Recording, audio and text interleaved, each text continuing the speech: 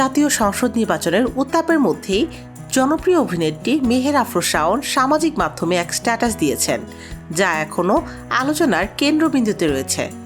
আজ 12 ফেব্রুয়ারি দেওয়া স্ট্যাটাসে তিনি লিখেছেন, আমি খুবই বিভ্রান্ত। প্রথমে ভেবেছিলাম 5 আগস্ট, ভুল বললাম, 36 জুলাই 2024 নতুন বাংলাদেশের জন্মদিন।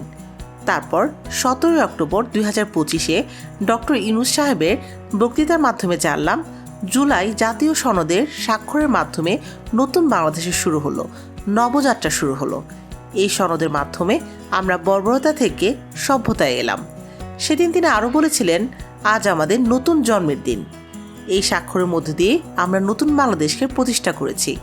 তার মানে 17 অক্টোবর 2025 নতুন বাংলাদেশের জন্মদিন। আজ আবার এটা কি দেখছি, আজকে নতুন বাংলাদেশের জন্মদিন মানে কি? এক দেশের কয়টা জন্মদিন? দেশটাকে তো উনি বেগম খালেদা জিয়া বানিয়ে ছাড়লেন দেখছি। আমার কাছে বাংলাদেশের জন্মদিন একটাই, 26শে মার্চ 1971। শাওনের স্ট্যাটাসের সঙ্গে অন্তর্বর্তীকালীন সরকারের প্রধান উপদেষ্টা নোবেলজয়ী ডক্টর মোহাম্মদ ইউনূসের একটি ভিডিও শেয়ার করেছেন। ভিডিওতে দেখা যায় ভোট প্রদান শেষে সাংবাদিকদের কাছে ডক্টর ইউনূস তার অনুভূতির কথা প্রকাশ করেছেন। শাওনের বক্তব্যে স্পষ্ট হয়েছে প্রধান উপদেষ্টার বক্তব্য এবং বিভিন্ন সূত্র থেকে প্রাপ্ত তথ্যের ভিন্নতা তাকে বিভ্রান্ত করেছে। অভিনেত্রী শেষাংশে উল্লেখ করেছেন, তবে একটা কথা উনি সঠিক বলেছেন, সারা জাতির জন্য আজকের মুক্তির দিন। হয়তো আজকের পর জাতি ওনার হাত থেকে মুক্তিও পেতে পারে।